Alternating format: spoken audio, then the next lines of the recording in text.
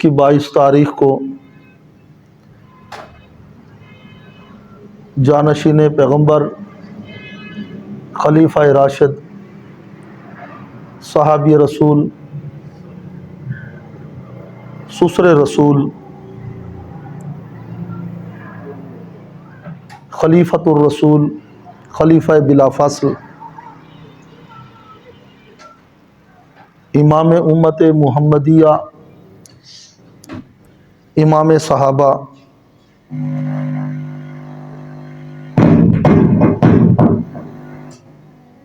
سیدنا ابو بکر صدیق رضی اللہ تعالی عنہ کی وفات ہوئی۔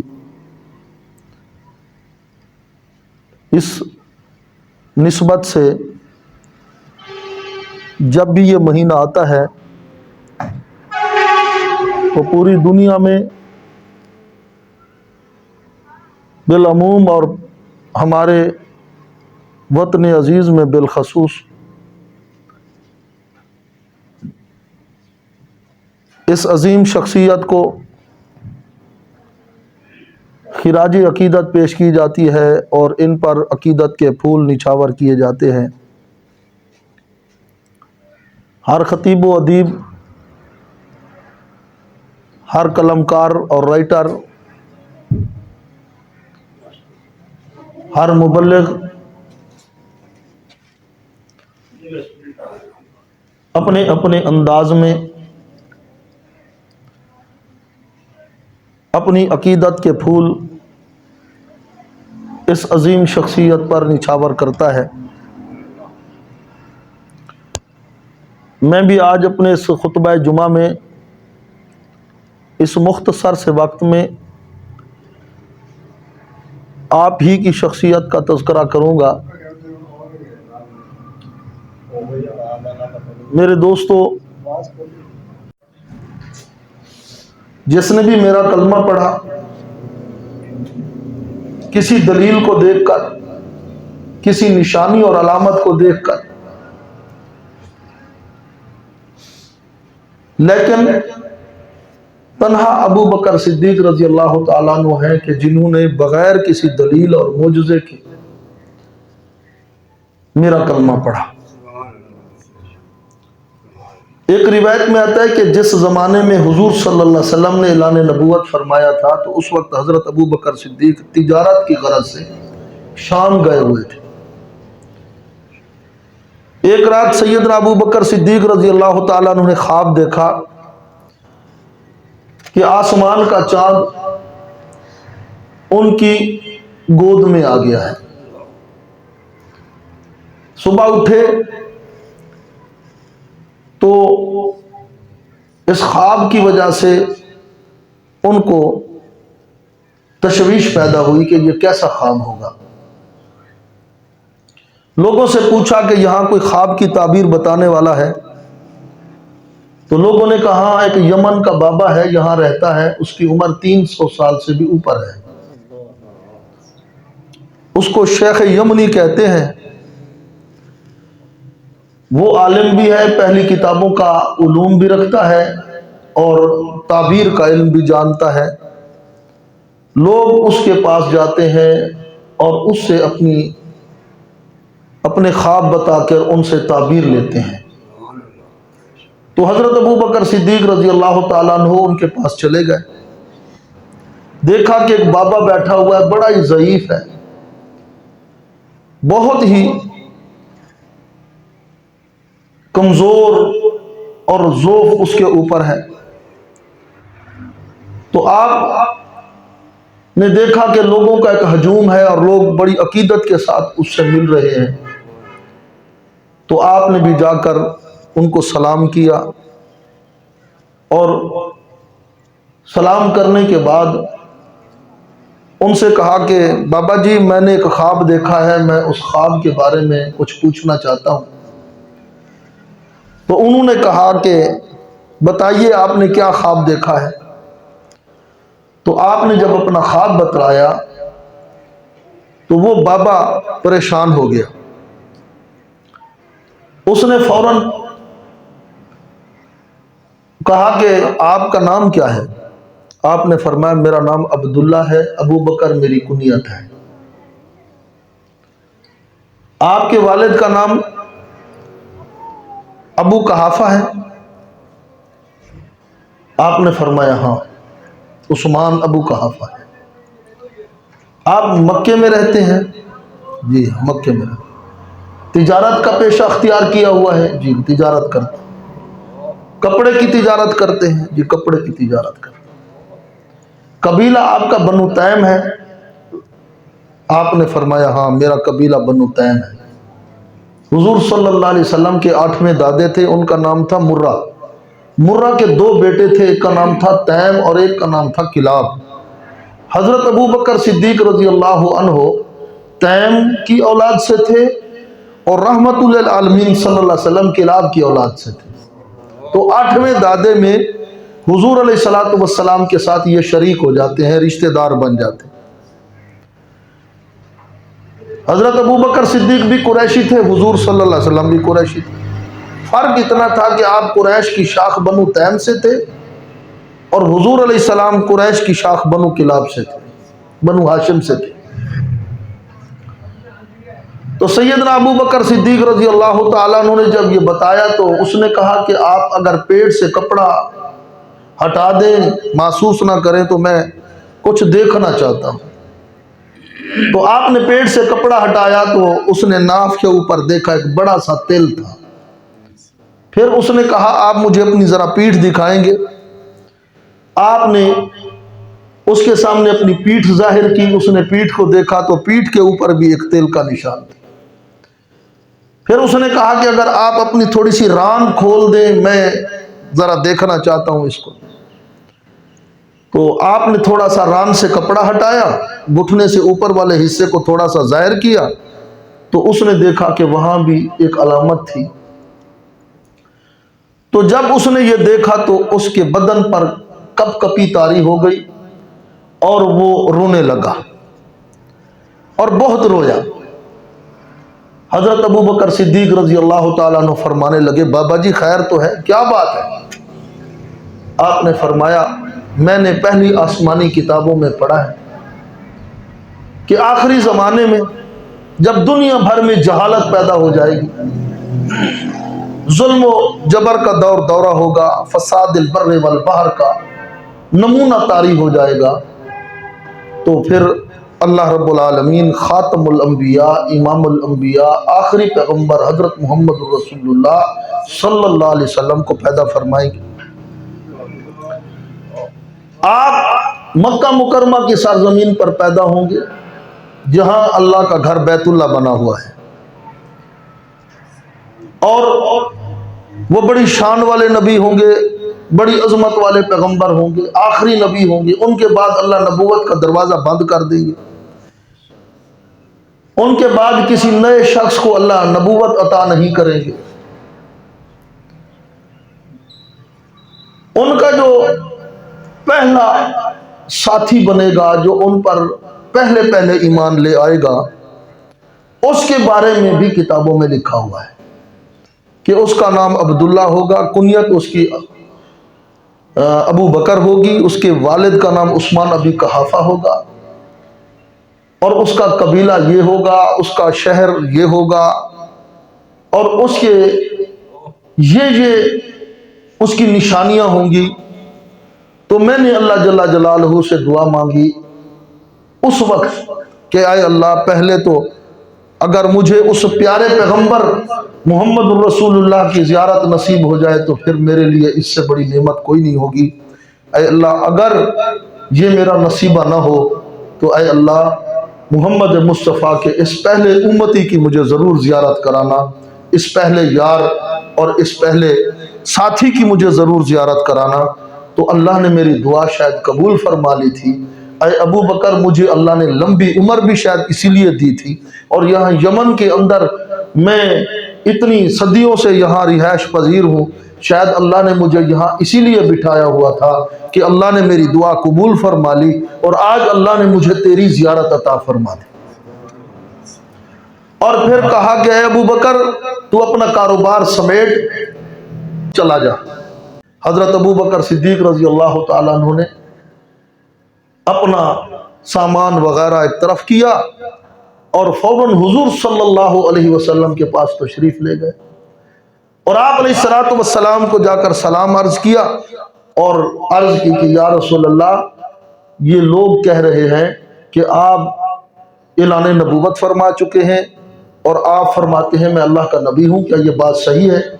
آپ صلی اللہ علیہ وسلم نے فرمایا ہاں ابو بکر، میں اللہ کا پیغمبر ہوں، میں اس کا رسول ہوں، میں اس کا نبی ہوں، میں نے یہ کہا ہے اور میں اس کا دعویٰ کرتا ہوں۔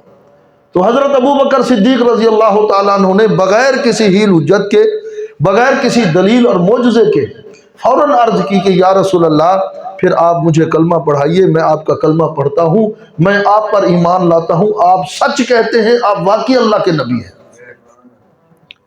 آپ صلی اللہ علیہ وسلم نے کلمہ پڑھایا، بیعت فرمائی۔ حضرت ابو بکر صدیق رضی اللہ تعالیٰ عنہ نے عرض کیا یا رسول اللہ، میرے ذمہ کیا ہے؟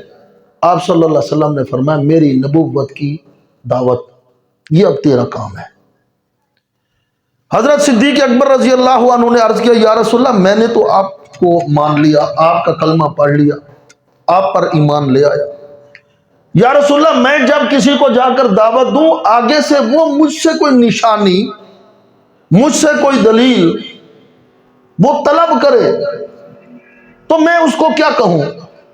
تو آپ صلی اللہ علیہ وسلم نے فرمایا ابو بکر، تیرا شام والا خواب اس بات کی دلیل ہے۔ وہ جو تو نے شام میں خواب دیکھا ہے نا، اور شیخ یمنی سے جا کر تو نے اس کی تعبیر پوچھی، حضور علیہ الصلوۃ والسلام کے 1,24,000 کم و بیش صحابہ کرام ہیں، 1.25 لاکھ صحابہ،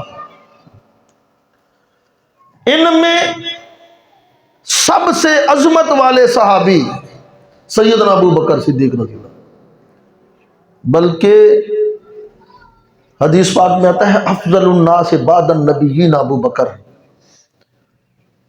اللہ کے نبیوں اور پیغمبروں کے بعد سب سے بڑا شان پوری خلقت اور انسانیت میں حضرت ابو بکر صدیق رضی اللہ تعالیٰ عنہ کا ہے۔ اللہ کے نبیوں کے بعد آپ کا رتبہ ہے، انبیاء کے بعد آپ کا رتبہ اور شان ہے۔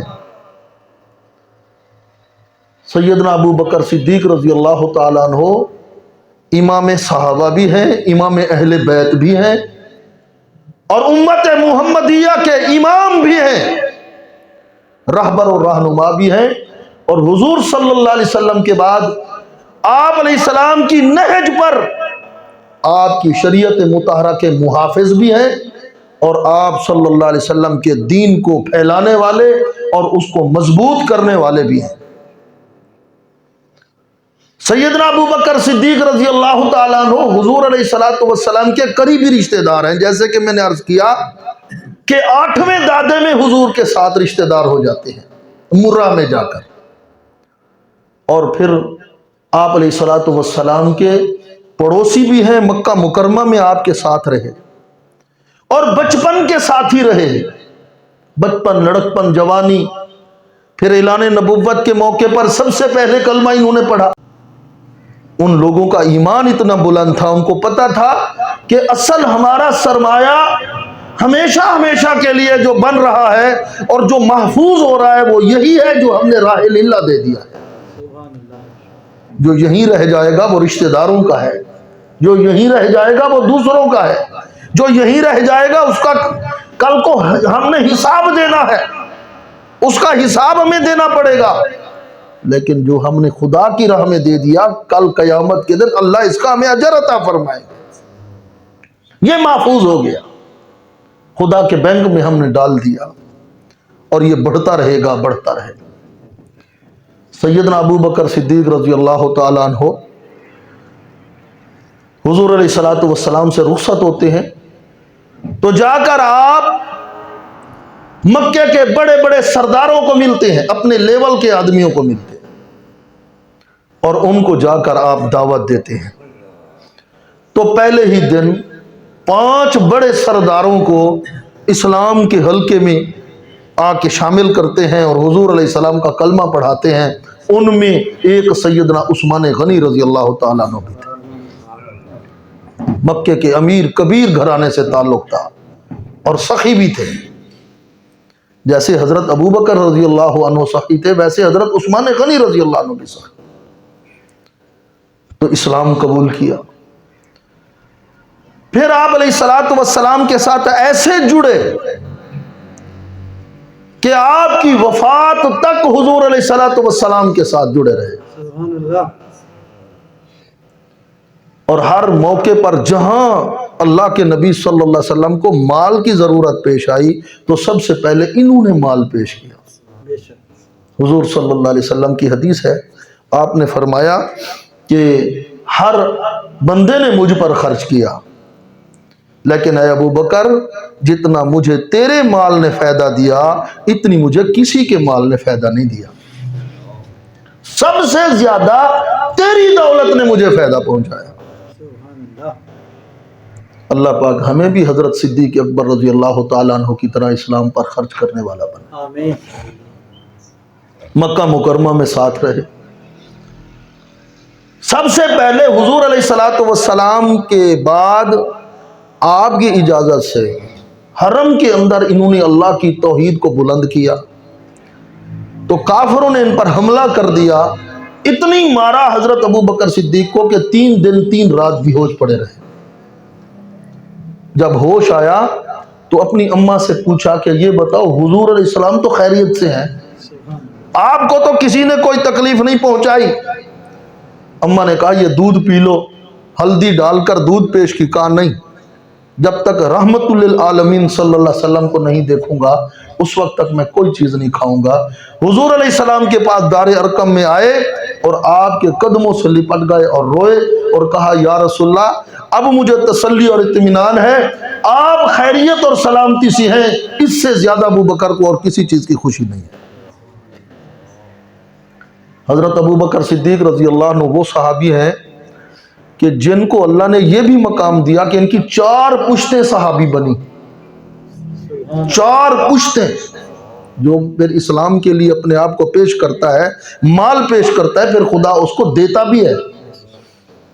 باپ صحابی بنا عثمان ابی قحافہ، یہ فتح مکہ کے موقع پر اسلام لائے، پہلے مخالف رہے، ڈانٹتے بھی رہے حضرت ابو بکر صدیق رضی اللہ عنہ، ہر وقت اختلاف میں رہے۔ جب آپ نے ہجرت فرمائی تو اس وقت اپنی پوتیوں کو کہا کہ ابو بکر لگتا ہے گھر سے ساری دولت لے کر محمد صلی اللہ علیہ وسلم کے ساتھ چلا گیا ہوگا اور تمہیں ایسے ہی خالی چھوڑ گیا ہوگا۔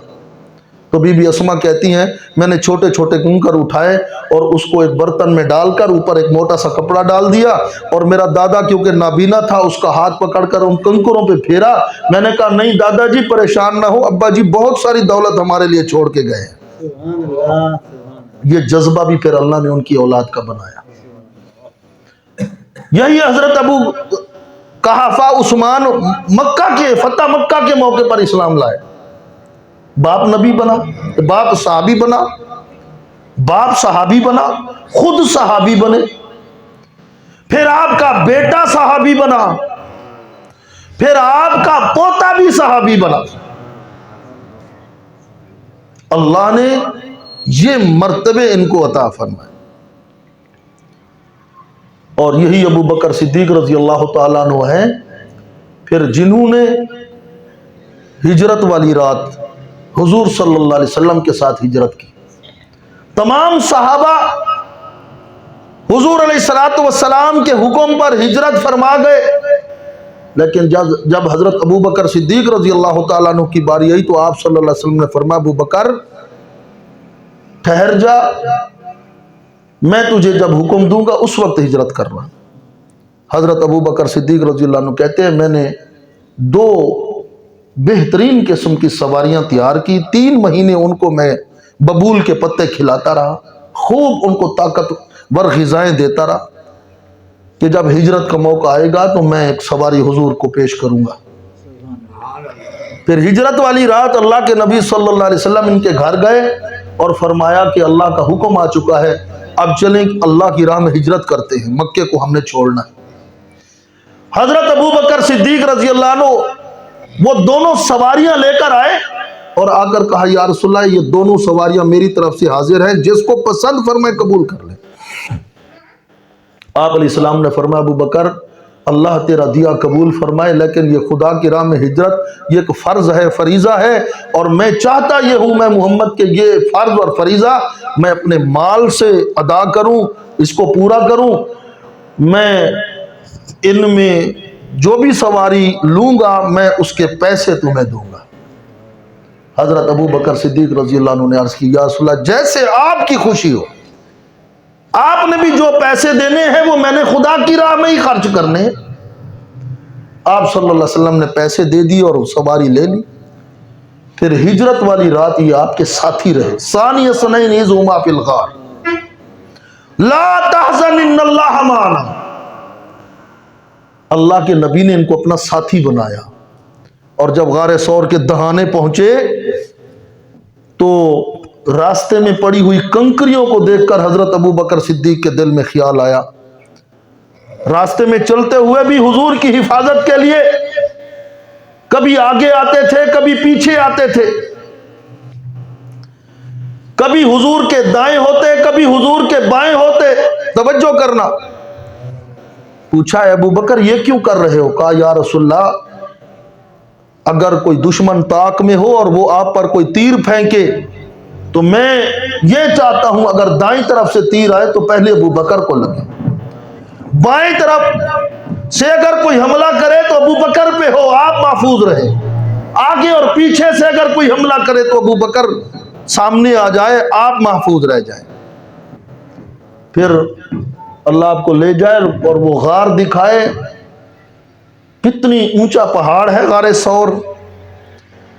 ایسے ہی لوگ اپنا خود چلتے چلتے تھک جاتے ہیں، اندھیری رات ہے، سیدنا صدیق اکبر رضی اللہ تعالیٰ نے حضور صلی اللہ علیہ وسلم سے عرض کی یا رسول اللہ کنکریاں بڑی نکیلی ہیں، دشوار گزار رستہ ہے، میری خواہش یہ ہے کہ آپ مجھ پر سوار ہو، میں آپ کو اٹھا کر لے جاتا ہوں۔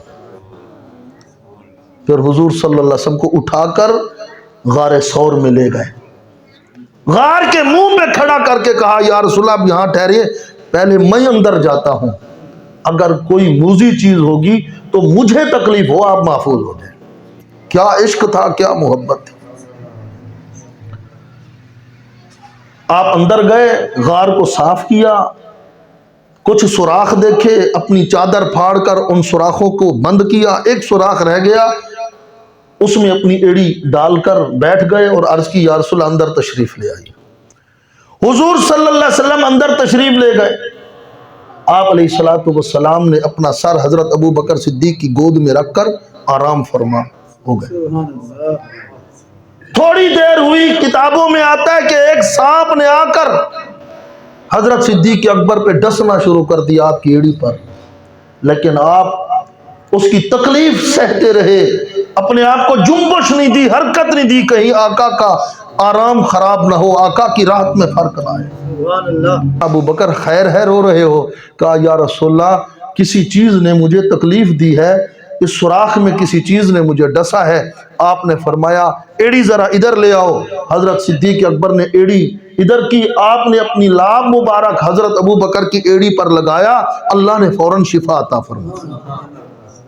یہی شفا، یہی لعاب مبارک، یہی لعاب مبارک خیبر کے موقع پر سیدنا علی المرتضیٰ شیر خدا رضی اللہ عنہ کی دکھتی ہوئی آنکھوں پر لگی تو اللہ نے شفا عطا فرما دی۔ یہی لعاب مبارک اگر اس موقع پر ہجرت والی رات اس غار کے اندر اللہ کے پیغمبر نے صدیق اکبر کی ایڑی پر لگایا تو اللہ نے شفا عطا فرما دی۔ پھر آپ علیہ السلام کے ساتھ مدینے پہنچے، پھر مدینے کے سارے زمانے میں حضور کے ساتھ رہے، ہر جنگ کے موقع پر حضور کے ساتھ رہے۔ اللہ کے پیغمبر کی رحلت کے بعد آپ کے پہلے خلیفہ اور جانشین بنے، مہاجرین و انصار کے مشورے کے ساتھ اور سیدنا علی المرتضیٰ رضی اللہ تعالیٰ عنہ کی تائید کے ساتھ، اہل بیت کی تائید کے ساتھ۔ سیدنا علی المرتضیٰ نے فرمایا تھا کہ ابو بکر حضور نے آپ کو ہمارے دین کا امام بنایا، اپنی زندگی میں آپ کو اپنا مصلی عطا فرما دیا تھا، اے اللہ کے پیغمبر حضور نے جب آپ کو ہمارے دین کا امام بنایا تو ہم اپنی دنیا کا امام بھی آپ کو بناتے ہیں، تو آپ کو خلیفہ بلا فصل بنایا گیا۔ لوگوں نے کہنا شروع کر دیا کہ حضرت علی نے بیعت نہیں کی، حضرت علی نے حضرت صدیق اکبر کو خلیفہ نہیں مانا، نعوذ باللہ۔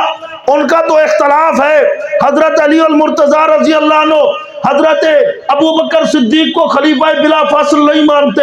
جب یہ بات حضرت علی المرتضی کو معلوم ہوئی، آپ نے پھر لوگوں کا مجمع بنایا، ایک بڑے جمع غفیر میں لوگوں کو مخاطب ہو کر فرمایا، وہ لوگوں گواہ ہو جاؤ، میں تم سب کے سامنے ابو بکر کے ہاتھ پہ ہاتھ رکھ کے اس کی بیعت کر رہا ہوں، اس کی خلافت کو بھی تسلیم کر رہا ہوں۔ حضور کے بعد حضور کا جانشین، حضور کے بعد حضور کا خلیفہ، حضور کے بعد خلیفہ بلا فاصل اگر ہے تو ابو بکر صدیق ہے، میں علی بھی اس کو تسلیم کرتا ہوں، اور حضرت ابو بکر صدیق کے ہاتھ پہ بیعت کر کے ابو بکر کو بھی اپنا امام مقتدی تسلیم کرتا ہوں۔ آج کچھ لوگ کہتے ہیں نہیں جی، نعوذ باللہ ابو بکر صدیق رضی اللہ تعالیٰ عنہ، نعوذ باللہ تو وہ تو ایسے تھے، وہ ویسے تھے، نعوذ باللہ۔ اعتراض نہ کرو، یہ اعتراض سیدنا علی المرتضی رضی اللہ تعالیٰ عنہ کی بیعت پر اعتراض ہوگا، آپ کے انتخاب پر اعتراض ہوگا۔ اللہ پاک ہم سب کو صحابہ کا غلام بنائے۔ آج کل فیس بک پر اور انٹرنیٹ کے اندر یہ جو یوٹیوب وغیرہ، اس پر بعض شریر شر پسند لوگ اس جمادی الثانی کے حوالے سے بہت سارے ایسے خبیث اور اخبث لوگ ہیں جو حضرت صدیق اکبر رضی اللہ تعالیٰ عنہ کے خلاف باتیں کر رہے ہیں، طرح طرح کی آپ پر اعتراضات کر رہے ہیں۔ ان کے اعتراضات اور ان کی یہ باتیں ان کی دنیا اور آخرت کو تباہ کر دیں گی، لیکن سیدنا صدیق اکبر رضی اللہ عنہ کا شان کل بھی بلند تھا، آج بھی بلند ہے، قیامت کے دن تک بلند رہے۔